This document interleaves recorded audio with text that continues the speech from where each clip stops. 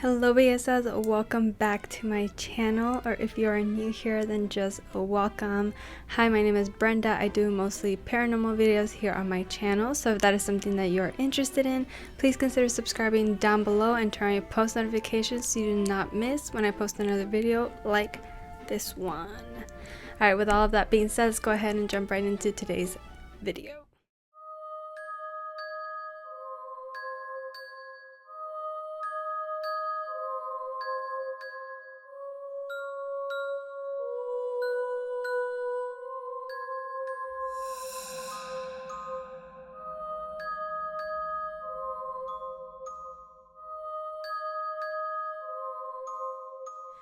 Alright, you guys, yes, let's get this out of the way. I am in a different setting. I had to film somewhere else because I just don't have time to film in general, so I just had to make it work with what I got.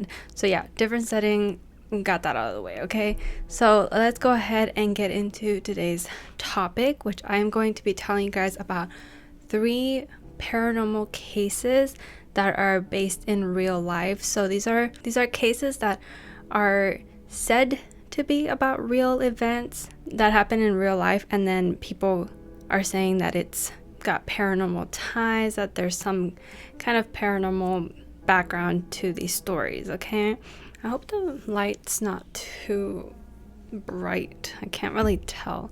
And if you see me looking over at a spot that doesn't look like the camera, it's because I got my notes out here. Okay, so the first case I am going to be covering today, and I also hope that the audio's alright. So I'm going to be talking about the Axe murder house and a little bit of the background about this house and why it's considered paranormal, and then what paranormal case was tied to this house. So it's called the Villisca, I think is how you pronounce it. It's a Villisca Axe murder house, and it's in Villisca, I'm not sure how to pronounce it 100%, Iowa. And it's basically a very well-known tourist attraction. At this point in time, it's a tourist attraction. People go and stay here for the night to do paranormal investigation. I don't know why I said it like that. The reason that people think that this house is haunted is because in 1912 there was a horrific murder that happened in this house where 8 people total were bludgeoned to death with an axe, and it was a very gruesome and unsolved murder at that. So nobody ever caught who did this, and nobody ever found out who it was that ended up doing this. There were quite a lot of suspects, and as I said, 8 people total. There was 2 adults and 6 children. 4 of those children belonged to the adults who lived in that house, and then 2 of them were actually friends of a family who were staying the night. So they kind of just ended up being at the wrong place at the wrong time, because if they would have been home, they would have probably survived this whole ordeal. Yeah, so as I said, it was converted into a tourist destination, and it cost about $428 a night to stay at this old haunted home. And visitors always report strange paranormal experiences, such as visions of a man with an axe roaming the halls or faint screams of children. So this house was restored in 1994 to its original 1912 condition. So they restored it and made it look exactly like it did in 1912. And they have this very ominous sign at the front that's giving very much, this is a haunted attraction. And to me, it feels a little bit disrespectful, because actual people died here, children died here, and they made it this touristy kind of thing where you can come and hang out and see if you could find anything. But most people who come here are actual paranormal investigators who are actually trying to get real footage of or real anything that has to do with the paranormal. And yeah, so that is basically the gist of why this house is considered haunted. So very gruesome murders, very tragic way for them to go, because the mom and the dad were actually stabbed with the actual axe part, the sharp part of the axe, and the dad in specific was the one that just had his entire face completely cut up by the axe. And they have a theory that whoever did this was coming for the dad, and they were seeking some kind of revenge towards him, and that's why he got like the worst end of it. And then the rest of the children got beat in the head with the backside of the axe. So the paranormal case that happened at this house was in 2014. So there was a man by the name of Robert Stephen Larson Jr., who was 37 years old at the time, and he was from Rylander, Wisconsin. And he was on a regular recreational paranormal visit with his friends, and this is when horror struck. And this is one of the cases that is deemed paranormal because of the time that it happened and the way that it happened. So basically what they were doing was that they were investigating. They were going to stay up late and do what they needed to do during the investigation, right? And as they're walking around this house and everything is normal, throughout the few hours that they're there, all of a sudden his companions found him stabbed in the chest, and it was apparently a self-inflicted wound. And they called 911, and then Larson was brought to a nearby hospital, and then they helicoptered him over to Creighton University Medical Center in Omaha. And the Montgomery County Sheriff's Office said that Larson suffered the self-inflicted injury at around 12:45 a.m., which is supposedly around the same time that the 1912 axe murders in the house began. So they have a rough estimate about what time the whole family was murdered in 1912. And so supposedly he ended up doing these self-inflicted wounds on him around the same time. Like, what? And I don't know how valid this is because we don't know a lot of the details of this murder, especially because the family wasn't found until the next day. So there wasn't a very concrete way of figuring out when exactly they died. But anyway, Larson did recover from his injuries, but he's never spoken publicly about what occurred that day. Like, he hasn't ever done any interviews or gone on any shows or anything like that, which is very strange. But I mean, I guess it makes it more valid, makes it more real, because otherwise, if he wanted the attention, he would have already gone and talked to somebody about it. And then Martha Lynn, who is the owner of the home, or was the owner of the home at the time, I'm not sure if she still is, she said that the incident was very upsetting, and it's publicity, but it's not exactly the kind of publicity you desire to have. She said, quote, "I don't want people thinking that when they come to the Villisca axe murder house, something's going to happen that's going to make them do something like that." Basically, she was not looking for this kind of thing to happen here, right? Because then people might stray away from coming to sleep there or spend the night there or do paranormal investigating or whatever. But the house remains open for tourist visits and overnight stays till this day. And so people can still go even despite this thing happening. So I don't know, maybe it was paranormal, maybe it wasn't. There's no 100% way for anyone to know, but yeah, I thought that was really interesting. Let me know in the comments what you think. Was he just kind of trying to follow in these steps? Maybe he was suicidal. Who knows? Let me know in the comments what you guys thought about that one. Now let's go ahead and move on to our second paranormal case. And this one is of a haunted doll. Alright, so normally when you think about haunted dolls, you're thinking about like an old porcelain doll or old Victorian style doll, or one of those creepy abandoned dolls you see in like a creepy house or something like that. And so this case actually is about a Disney Frozen Elsa doll that was gifted to a family for Christmas in 2013 in Houston. And it made headlines earlier this year because even though it was gifted in 2013, they claimed that things didn't start happening until a few years after they actually had the doll in their possession. And after some time happened, it seemingly became haunted.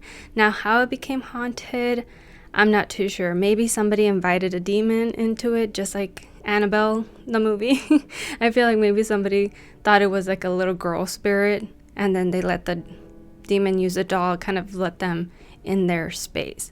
But this little doll is one of those ones that talks, and apparently that When they first got it, it recited phrases from the movie Frozen, and it also sang the song Let It Go, which we are all familiar with. It gets stuck in your head, and it's the most awful thing ever. But you would just press a button here on the little necklace, and it would either say a phrase from the movie or sing a song. And for 2 years, they said that it did that in English. And the mother, Emily Madonia, I believe is how you say the name, said, quote, in 2015, it started doing it alternating between Spanish and English. There wasn't a button that changed these. It was just random, end quote. The family has owned the doll for more than 6 years now and never changed its batteries, supposedly. The mother says the doll would randomly begin to speak and sing even with its switch turned off. And then finally, the family at some point decided to throw the creepy doll out around December of 2019. And then weeks later, they found it inside a bench in their living room. So they had thrown it in the dumpster. It somehow got back inside. Very much Annabelle vibes. And then the mom said that the kids insisted that they didn't put it there, and she believed them because they wouldn't have dug through the garbage outside. I'm guessing it's one of those ones that you have to wheel out. All right, and then by the time that it had gotten back inside of their house after they had thrown it away the first time, Elsa ceased to sing the English rendition of Let It Go altogether, and she started speaking Spanish only.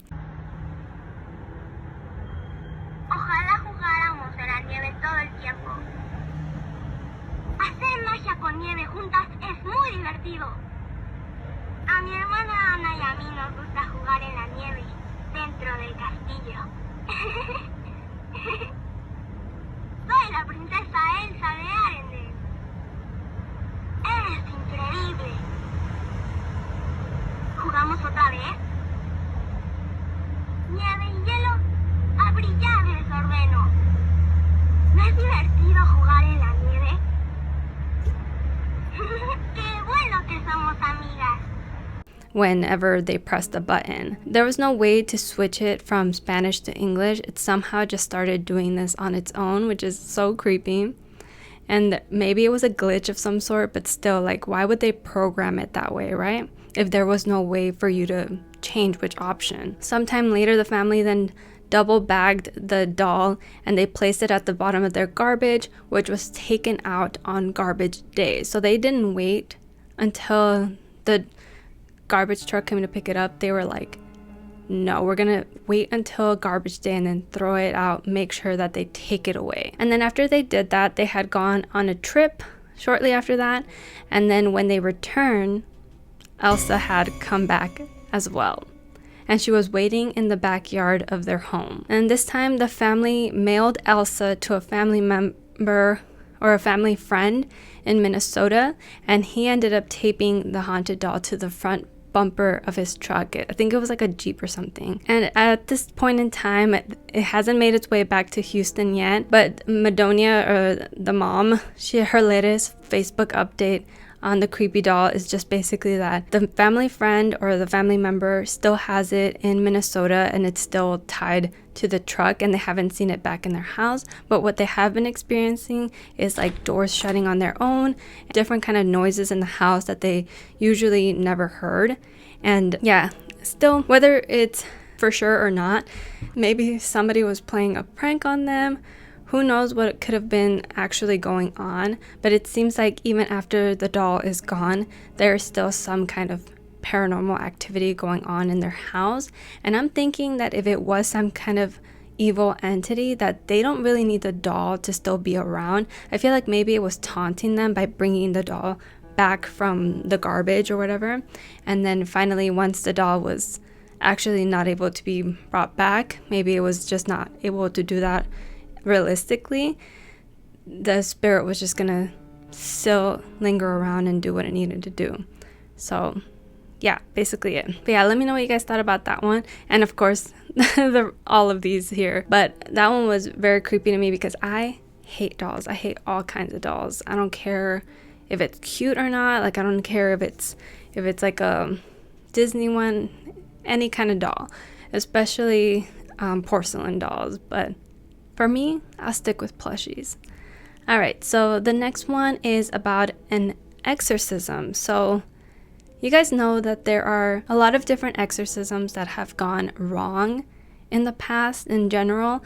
A lot of different ones where, people end up going to jail because of it, because people end up in a really bad spot, etc. Something bad always happens because people end up in really bad states where they end up not eating or not sleeping, not drinking water, and it's all because it could be tied to some kind of mental disorder or mental breakdown. But this one, it takes place in August 2016, so this was a while back, and it was in North London. It has to do with 26-year-old Kennedy Ife, I believe is how you pronounce it. Ife, I'm not sure. He began acting strange and aggressive following a pain in his throat. So it all started with just a little pain in his throat for some reason, and he reportedly even ended up biting his father and threatened to cut off his own penis. And then he ended up complaining of a python or a snake that he thought was inside of him, and before his family finally ended up having to restrain him on his own bed with cable ties and with excessive force. The family then set about attempting to cure Kennedy through restraint and prayer over the next 3 days. That's what they ended up telling the court. His brother Colin told the police, quote, "It's clear that thing was in him, what we believed was a demon because it was not natural. It was clearly trying to kill him," he said. "We had to restrain him from himself. It was clear if we didn't restrain him, he could have tried to harm people in our family," end quote. Kennedy had been bound to his bed for 3 days without medical attention when his brother called emergency services finally after the 3rd day ended.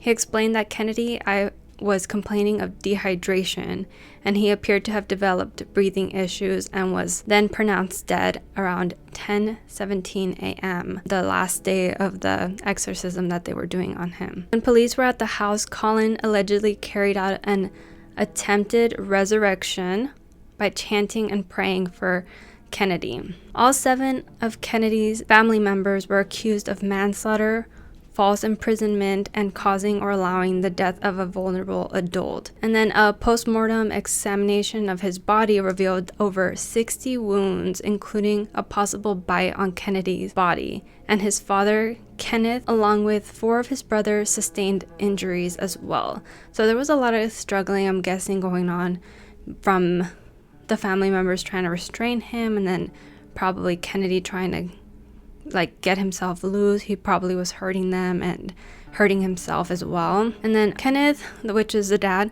told jurors he ordered his sons to take shifts and use overwhelming force, but denied that an association with cults, occult, and secret societies played any part in the death. And then after a 4-day jury deliberation, all 7 family members were cleared of any charges on March 14, 2019. So this started in 2016, so it was a few years, I guess, before they could actually start the trial, because only after 4 days they just kind of exonerated everybody and kind of didn't see them responsible for Kennedy's death, which is kind of crazy. But yeah, that's kind of the downside sometimes when people are very superstitious, is that they immediately jump to that instead of kind of trying to figure out what else could possibly be wrong, because for all we know, he could have had some kind of mental illness. As I said, maybe he was having a breakdown. It seems like he was about 26 years old, which I heard that is the age that they say that men could possibly develop symptoms of schizophrenia and start showing that start of the illness. That's when most people get diagnosed. So I heard, I'm not really sure if that's 100% factual, but still, it could have been something along those lines. And there was really no way for us to find out now, because obviously he passed away and you couldn't do any other kinds of tests on him or try to figure out what else could have been going on with him. And it is a little bit of negligence on the family's part for them not to take him to a hospital or something after he started acting aggressively like this, because as I said, something else could have been going on with him. But if it was paranormal and they still didn't go maybe to a priest or medicine man, whatever it was that their beliefs were, they didn't go get any other help. They kind of took their matters into their own hands. And I feel like they should have gotten at least some kind of punishment for that, because I feel like they could have done more to help Kennedy. If he actually needed an exorcism, he would have needed somebody who is an expert in it. If you believe in being able to exorcise somebody, I'm guessing you would need a priest. You would need somebody who can do certain prayers in order to actually get this evil entity out of them. But yeah, guys, those are the 3 paranormal cases that are supposedly real, that people claim are real and could have been potentially tied to the paranormal world. I thought those were super intriguing. I really enjoyed looking those up, and the little article that I had where I found all of this information had everything so tidy, all of the facts. All I had to do was do one other Google search just to verify the information. But yeah, super fascinating stuff. The paranormal world is so unknown. Like, all of these things could very much be 100% real, and I am inclined to believe them because I would just like to believe it rather than be skeptic, even though, you know, I give it a little bit of room here and there to be skeptic, or I'm just like, you know, it could have been something else. But that's how we should all be, especially if you are into the paranormal. That way you don't end up doing something like Kennedy's family did, where they kind of just went berserk and let him die, right? But yeah, guys, that is going to be it from me. But before I do end today's video, today's comment shout out goes to this person right here. Thank you so much for leaving a nice comment. As always, I really do appreciate it, and it really makes my day. And if you want to be in the next comment shout out, all you have to do is leave me a nice comment down below, and that's it. And guys, thank you so much for making it all the way to the end of the video. Don't forget that I do have memberships open here on my channel, so if you want to join, all you have to do is click the join button down below that's next to the subscribe button, and you pay about $4.99 a month for exclusive content, as well as special emojis and a little badge next to your name, and a bunch of other stuff that you can participate in, and you would just be supporting me directly, which I would really appreciate as well. But yeah, guys, thank you again so much for watching. Hopefully I will see you in my next video. Don't forget to stay safe and be kind. Bye bye.